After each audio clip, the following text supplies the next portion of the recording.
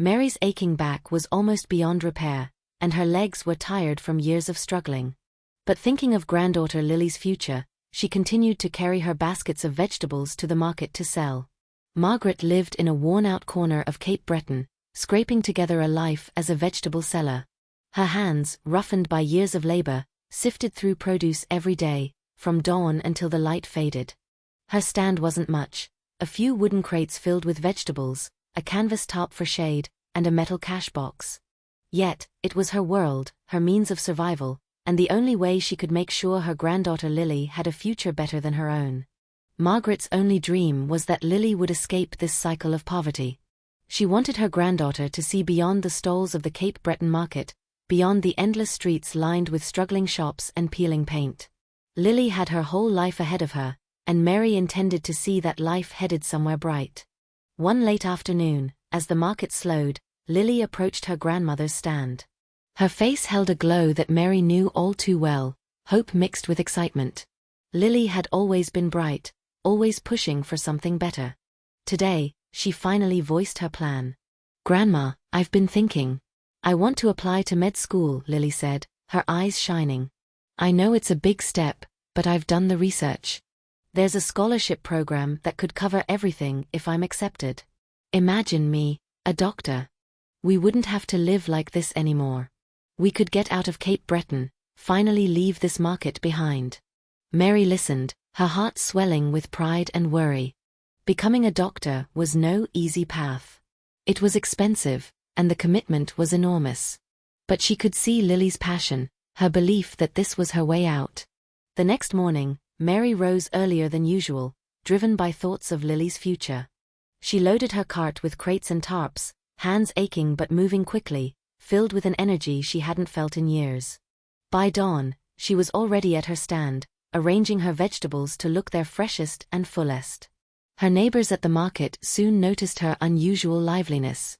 Bill, who sold newspapers nearby, raised an eyebrow at her brisk pace. She was moving faster than she had in years, her usual weariness replaced by a new determination. As the morning went on, word spread among the other vendors about Lily's ambition. They nodded with admiration, offering quiet words of encouragement as they passed by. She trusted her granddaughter, hoping that the steady work might root Lily in the values Mary held close: hard work, honesty, and loyalty. Returning from church, Mary spotted her stand from a distance and froze. Vegetables were scattered across the ground, crates toppled, and her modest cash box was cracked open, completely emptied. Heart pounding, she approached, confusion twisting into horror. Who would do this?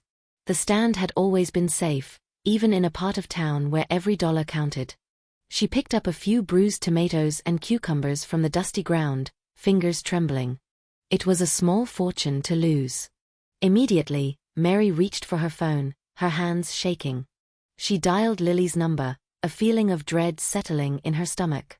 Lily picked up, her tone strangely calm, almost detached. Mary barely recognized the voice on the other end.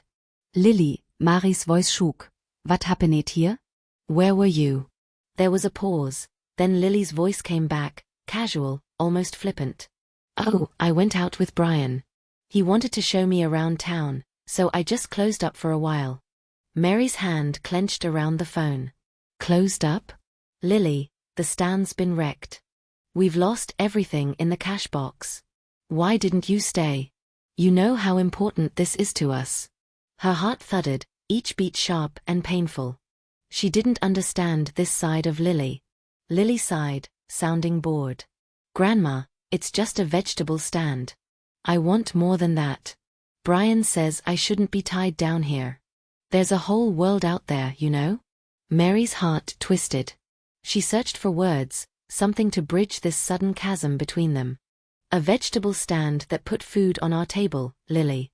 A stand that kept you in school, paid for everything you needed." Lily's silence held, then she spoke, cold and firm. "I want a different life, Grandma. This. It's not what I want anymore." The words hit Mary like a blow. She had raised Lily alone, pouring every ounce of her strength into giving her a chance, a future. And now, Lily spoke with disdain about the very life that had kept her safe and provided for her. Mary's vision blurred, her breath quickened. She clutched her chest, feeling a sharp, stabbing pain spread across her ribs. Lily's voice came back, indifferent. Look, I don't want to argue. I'm with Brian now, and I have to go. Take care, Grandma. The line clicked, and the call ended. Mary stood there, phone pressed to her ear long after Lily had hung up, the silence wrapping around her like a dark cold shroud. Mary's knees buckled, and she dropped onto the dirt next to the broken crates. Her chest heaved, each breath a struggle. She was overwhelmed by a deep, aching grief she hadn't felt in years. How had things changed so quickly? Lily, her only family, her only hope, had turned away from her and everything they had built together. A sharp pain shot through her chest, stealing her breath.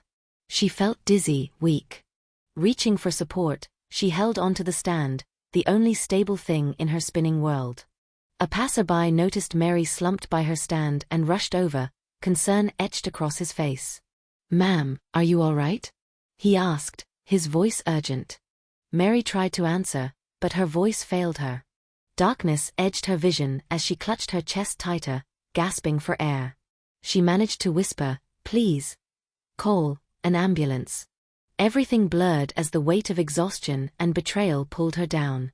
Lily's transformation began when she was accepted into medical school on a scholarship.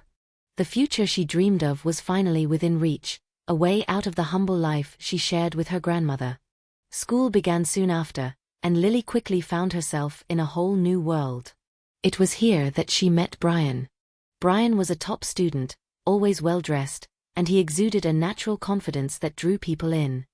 Coming from a wealthy family, he seemed to have it all: charm, money, and a way with people that made him practically magnetic. Soon enough, Brian noticed Lily, impressed by her drive and fresh ambition.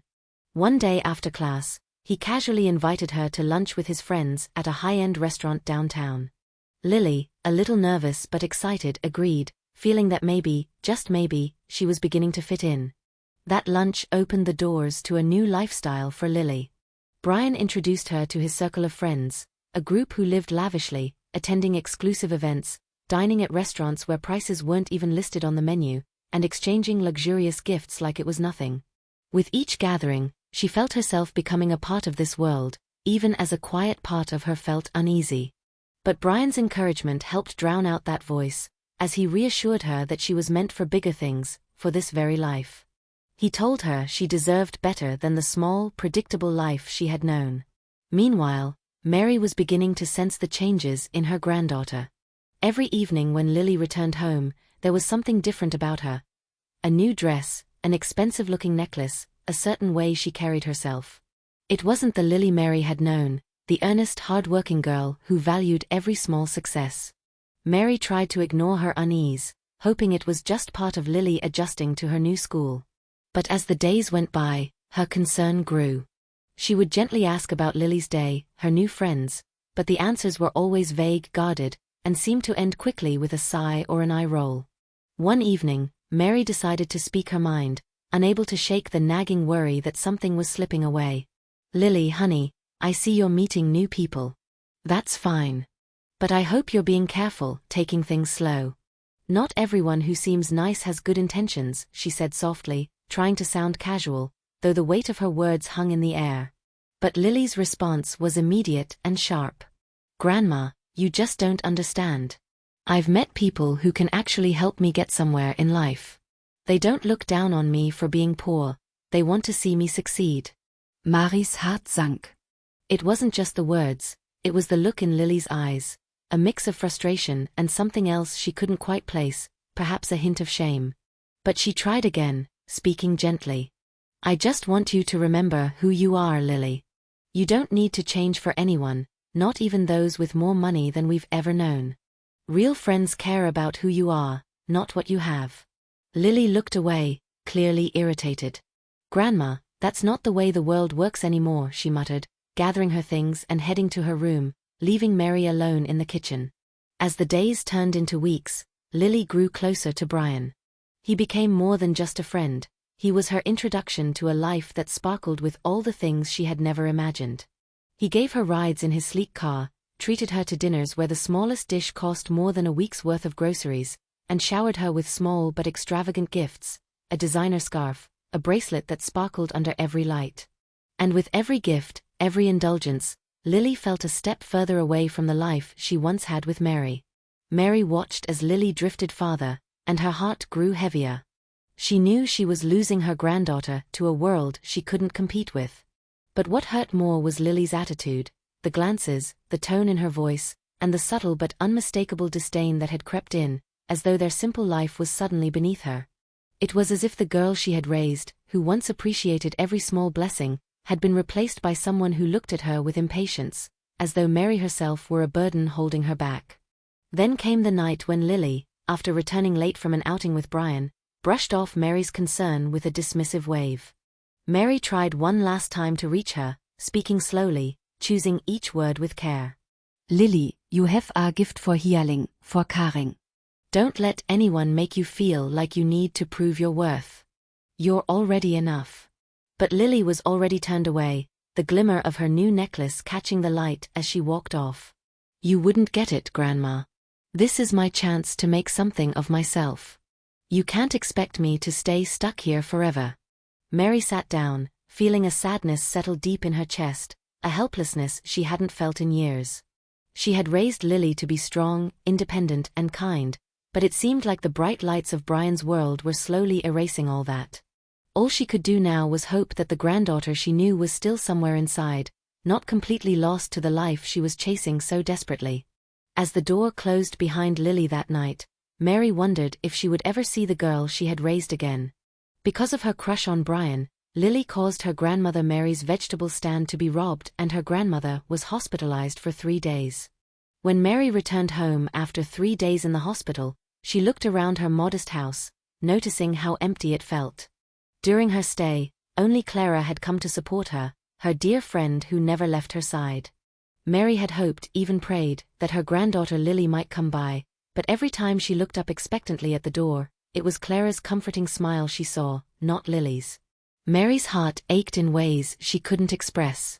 When she called Clara to thank her again, she found herself asking the question that had troubled her all along, if Clara had seen Lily at all. Clara hesitated, then sighed, explaining that she'd called Lily, encouraging her to visit. Lily had simply brushed it off, saying she was too busy with school and, of course, with Brian. Clara tried her best to persuade Lily that Mary needed family around right now, but Lily didn't seem to care. Mary fell silent. She felt a sharp pang, not just from the physical toll of her recent hospital stay, but from something deeper. She was grateful for Clara, of course, but she had raised Lily with love, sacrifice, and every ounce of wisdom she had. It hurt to see her granddaughter, who once showed so much promise, slipping away. By the following morning, Mary knew she had to address this. She could no longer ignore the widening gap between them, nor Lily's drift toward a lifestyle that disregarded their shared values. Mary was not one for drawn-out conversations, but she knew she had to be clear, for both their sakes. She waited until Lily came home that evening, glancing at her watch impatiently. When Lily finally walked in, casually tossing her purse on the kitchen counter, Mary took a deep breath, steadying herself. "Lily," she said firmly, "we need to talk." Lily looked up, raising an eyebrow, her face a mixture of surprise and indifference. "What's the matter, Grandma?" Mary searched her granddaughter's face, noting how much she'd changed. She told Lily she'd been in the hospital for 3 days and reminded her that she'd known that. Lily shifted uncomfortably and looked away, trying to explain that Clara had told her, but that she had a lot going on. She said she didn't think it was that serious. Mary felt the weight of each word. She asked if it really hadn't seemed serious enough to come by, just to see if she was all right. Lily shrugged, brushing it off, saying she'd been busy with Brian and couldn't keep worrying about what she called little things. She insisted she wasn't a kid anymore. Mary's voice remained steady, though her heart hurt. She said that it wasn't just about her health, it was about respect, and about the fact that she'd raised Lily, but now hardly recognized her. Lily's face took on a hardened expression. She understood that her grandmother didn't approve of her choices or Brian, but she insisted she wanted more than a life selling vegetables. Brian, she said, had shown her something different, and she wanted that life, wanted to live it fully. Lily shook her head and said she'd made up her mind. She was moving in with Brian and thought it was best for everyone. She'd visit when she could, but she didn't plan on staying tied to this life forever. Mary's chest tightened, but she nodded slowly. "Is that really the life you want, Lily?" she asked softly. "Turning your back on everything we've built together?" Lily's face hardened as she replied, "Yes, Grandma. I'm not like you. I want more." She gave a quick, annoyed response and turned to leave, saying she'd call sometime. Without waiting for a reply, she grabbed her purse and walked out, her footsteps fading down the hall. The door clicked shut, leaving Mary alone in the quiet house. Mary felt the emptiness settle around her, each room echoing with memories of a young girl she had cared for, a girl who seemed to have vanished into the shadows of something she could no longer reach. In the following days, Mary filled her time with the company of friends and neighbors, leaning on Clara's steady presence. She knew that the life Lily had chosen was bound to test her, and while Mary would always be there if she was needed, there was nothing more she could say. Living with Brian was nothing like the dream Lily had once believed in. At first, his lavish lifestyle, the expensive restaurants, and the high-end events dazzled her. But it didn't take long before the excitement faded and she saw a side of him that made her question everything. Brian would throw comments her way, casual, cutting remarks that seemed so subtle at first she almost didn't notice. "Your small-town manners are charming," he'd say, his smile edged with something cold. Or, "I'm sure your grandma did her best with what she had." Little by little, his words chipped away at her self-worth. She found herself feeling smaller, more out of place. The independence that had once been her pride became a distant memory. Brian grew more controlling. He didn't like her going out alone, even for errands. When she suggested meeting up with friends from school, he brushed it off, saying she didn't need those old connections now that she had him. At first, she pushed back. But each time she mentioned her friends, he'd sulk, make her feel guilty, as though her loyalty to him was in question. Slowly, she stopped asking, stopped reaching out to anyone. She didn't even realize when the isolation crept in, but it did. She barely left the apartment. Brian had crafted a world where he was the center, and she was just an accessory, kept at arm's length from her own life. As weeks turned into months, Lily found herself slipping into a routine that revolved entirely around Brian's schedule and whims. She couldn't pinpoint when exactly she'd begun to lose her confidence, but it was gone. The lively girl who once dreamed of becoming a doctor, who'd spoken passionately about making a difference, had faded. She was nervous, second-guessing herself, wondering if she really belonged in this world. Brian's words echoed in her mind whenever she thought of going back to her studies or reconnecting with her old life. "You're here now, Lil. No need for that small-town nonsense." He made her feel like her roots, her family, were burdens she had to shake off. And she started believing him.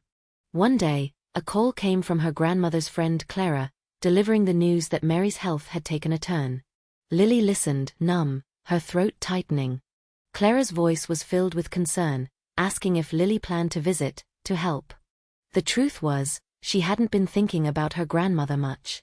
Brian had filled every corner of her world, and she hadn't noticed how far she'd drifted. But instead of answering Clara's questions, she said, "Tell Grandma I'm Busse." She hated herself as the words left her mouth, but she couldn't admit that to anyone, not even herself. Brian's influence had crept into her heart, wrapping around her pride and pulling her deeper into his control. When Clara mentioned Mary's condition, a flicker of guilt crossed her mind. Yet Brian's voice always echoed louder. "Why go back? That life isn't you anymore. We've moved beyond that, Lil." It stung, but she nodded, letting his perspective cloud her judgment. She let go of the guilt, buried it under layers of denial, and forced herself to believe that her world now was with Brian, away from those ties she once cherished. But Brian was no savior. His words turned sharper, his expectations more demanding. And one evening, after she returned from a short walk she'd taken without telling him, she found him in the apartment with someone new. Her heart dropped. The woman beside him was draped in luxury, her posture relaxed, her laughter easy. Brian didn't even flinch as he introduced her, like he owed Lily no explanation. "This is Vanessa," he said, his arm casually around the woman's shoulders. He didn't even look at Lily, didn't notice the shock draining the color from her face. That was the moment it all unraveled. Lily felt the reality hit her like a punch in the chest. The world she'd given up everything for, the man she'd thought would make her life brighter, was nothing more than a mirage. Es Brian Walcott past her, lauking with Vanessa, a chilling emptiness swept over her. The realization sank in, bitter and final. She was just another name, another story in his life, a temporary amusement. All the isolation, the control, the small insults he'd thrown her way had led her here, to this moment where she realized she'd given up so much for nothing. She sat on the edge of the bed that night, staring into the dark, feeling emptier than she'd ever thought possible. Her reflection in the mirror across the room looked back at her, a stranger. The girl who'd left her grandmother's sopa to chase a fantasy was nowhere to be seen. In her place was someone who'd lost everything that mattered, her dreams, her family, her own self-worth. She'd let herself be taken in, molded, stripped of everything that once gave her purpose. Lily knew then that she'd have to make a choice. She couldn't stay in this place, in this life where she was nothing but a shell. There was no going back to Brian, no pretending that he'd been anything more than a wake-up call. She was done fooling herself. Lily sat alone in her small, quiet house, staring down at the pregnancy test in her trembling hands. The reality was sinking in fast, as if a cold wave had crashed over her. She was pregnant. Her mind spun, replaying fragments of her life over the past year, each moment that had led her here. Brian's charm, the expensive gifts, and the allure of that world he'd shown her, all of it felt like a distant, cruel joke now. Later that evening, Lily found herself sitting at her grandmother Mary's kitchen table, trying to explain the impossible. Mary watched her intently, concern etched into every line on her face. Lily struggled to find the words, finally blurting out the truth and confessing her deep uncertainty. Her gaze remained fixed on the worn table between them as she admitted how terrified she was and that she didn't know if she could do this. She didn't feel ready to be a mother. She knew that keeping this baby would mean grounding herself, giving up on the dreams she'd once had for herself, but what other choice did she really have? Mary reached across the table, her hand resting gently on Lily's. She assured her that she wasn't alone in this, not for a second, and reminded her that life didn't always unfold according to plans. As she looked at her grandmother, Lily felt a flicker of comfort, though the fear remained. Just as Lily felt she was coming to terms with her decision, Brian's family intervened. Brian's mother arranged a meeting, cold and efficient as ever, making it clear what they expected of Lily. She said that Brian had his future ahead of him, and a child would only complicate that. There were ways, she continued, to take care of this quietly. The implication was unmistakable, and Lily felt a chill run down her spine. She'd once admired Brian's family, thought they were people she could rely on, but standing here now, she saw their true colors: calculating, manipulative, and utterly self-serving. She shook her head, surprising herself with the firmness in her voice as she told them no.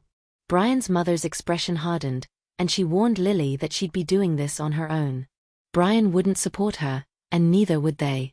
She left Lily standing there, the faint threat lingering, the reality of their words pressing down on her. Back at Mary's house, Lily recounted the ordeal, her hands shaking and her voice barely holding together as she described the way they'd tried to intimidate her, telling her she'd ruin Brian's life and her own too. Mary listened quietly, her face unreadable, and when Lily finished, she took her hands and held them firmly. She assured her that those people only cared about appearances, about money and reputation. They didn't know what real love was, what real family meant. And she reminded Lily that she didn't need their approval or support. She had a family who truly loved her. Lily felt tears welling up in her eyes. She'd thought she'd lost everything, that she was on the brink of a life she didn't know how to handle. But here, with Mary, she felt a kind of acceptance and strength she hadn't found anywhere else. In the days that followed, Mary taught Lily what it meant to be strong, to hold her ground. She reminded her of the hard life she'd lived, the sacrifices she'd made, and how she'd always managed to keep going, no matter what. "I've walked through fire in my life," Mary would say with a small smile. "And here I am, still standing." Gradually, Lily found herself growing into the role she'd feared so deeply.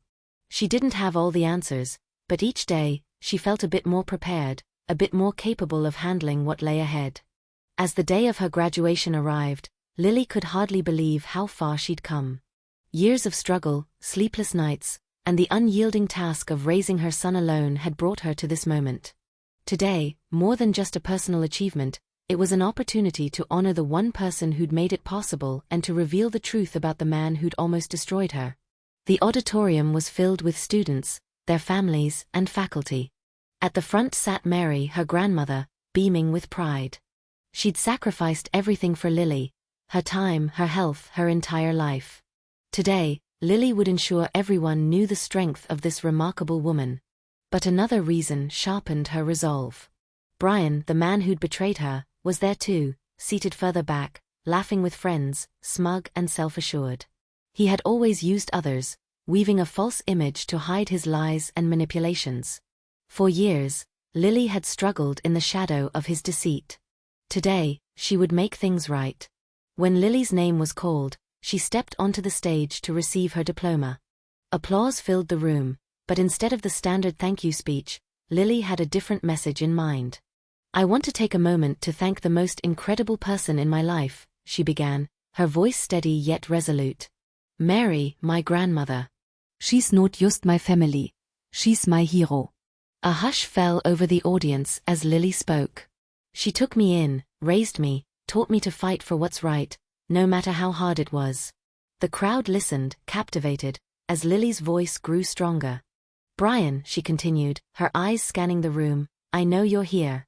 For years, you fooled everyone. But no longer." The audience murmured, heads turning to find Brian, who shifted uncomfortably in his seat. Lily didn't pause. "I have proof of the lies you built your success on, of every exam you cheated on, every project you paid someone else to complete." She reached into her pocket, holding up documents for all to see. "These are records of every unethical step you took to get here. All this time, you pretended to be the model student, the dependable friend. But you were only out for yourself." There was a ripple of shock through the crowd. Faculty exchanged glances. Brian, once smug, was now visibly nervous. As he started inching toward the exit, security noticed, and he was intercepted. Lily, press it on. "This isn't just about exposing lies," she continued, unwavering. "It's about protecting others from harm. Brian's actions may seem harmless, but they ruin lives, steal opportunities, and mock the principles we're supposed to stand for as future professionals." As Brian was led out, Lily raised her voice one last time. "You can walk out, but the truth follows. And I'll make sure every institution you lied to hears it." The room erupted in applause, growing louder as people rose to their feet, moved by her words. Lily looked down at Mary, whose face shone with pride. Stepping off the stage, Lily was met with admiration and respect. Faculty and friends approached her, offering their gratitude and newfound admiration. Mary, unable to contain her joy, pulled her into a hug, her eyes wet with tears. "You did it," she whispered. "And you did it right." Holding her grandmother, Lily felt the strength of their bond. Mary's unwavering support, her love, her belief in Lily had brought her to this moment of victory and redemption. Lily had finally made it. She was now a doctor, a single mom, and her son brought an unending joy to her life. Mary watched with pride as Lily took on every challenge and found herself as a mother and a doctor, knowing that the life they now had was built on the sacrifices and hard lessons of the past. They had even reopened the small vegetable stand that had once been Mary's lifeline. To an outsider, it might have looked like just a humble business, but to them, it was a tribute to their strength and resilience. The stand became more than a place to sell produce. It was a place where neighbors gathered, where stories were told, and where memories of loved ones lingered. Lily saw the stand not just as a business but as a symbol of the values her grandmother had instilled in her. Working there alongside Mary, she could feel the history and love that had brought them to this point. The vegetable stand became a beacon in their community, a reminder of the humble roots and hard work that had sustained generations before them. The days at the stand were long, but filled with laughter, and Lily loved watching her son run around, playing among the customers. Mary, now with a few more years under her belt, would sit on a stool and chat with neighbors who came by. It was clear to everyone who saw them that the bond between grandmother and granddaughter had only grown stronger through the years. Mary had found in her grandson a new light, something that reminded her of when Lily was young. She felt complete seeing him grow up in an environment of love, care, and respect, traits that Lily had fully embraced and now passed on to her child. As the boy grew older, he started helping out at the stand, learning how to weigh vegetables, greet customers, and make change with the kind of enthusiasm only a child could have. Mary would watch him, a smile on her face, as he took on these little responsibilities with pride. Just like his mother, she'd often say to Lily, who would laugh and shake her head, knowing how true those words were. It was as if the 3 generations were connected in those moments, through shared stories, hard work, and the love that had endured through so much. Mary felt like she had lived a lifetime of blessings despite the hardships. She often told her friends, "I'm the luckiest old woman there is." Watching Lily bloom into the woman she always knew she could be was all the reward she needed. Every day felt like a gift, knowing they had created a family built on trust, understanding, and compassion. She watched her grandson with a tenderness that could only come from a life of hard-earned wisdom. Stories like these remind us of the strength of family, the sacrifices made out of love, and the value of holding on to our roots, even when life tempts us to stray. Mary's devotion, Lily's rediscovery of herself, and the values they rebuilt together are a testament to resilience and forgiveness. If this story resonates with you, I'd love to hear your own experiences. Have you had a loved one who stood by you through difficult times? Or maybe you found yourself coming back to the values you learned as a child. Drop a comment below. Your stories are what keep this community meaningful. And hey, if you think this story could touch someone else's heart, go ahead and share this video.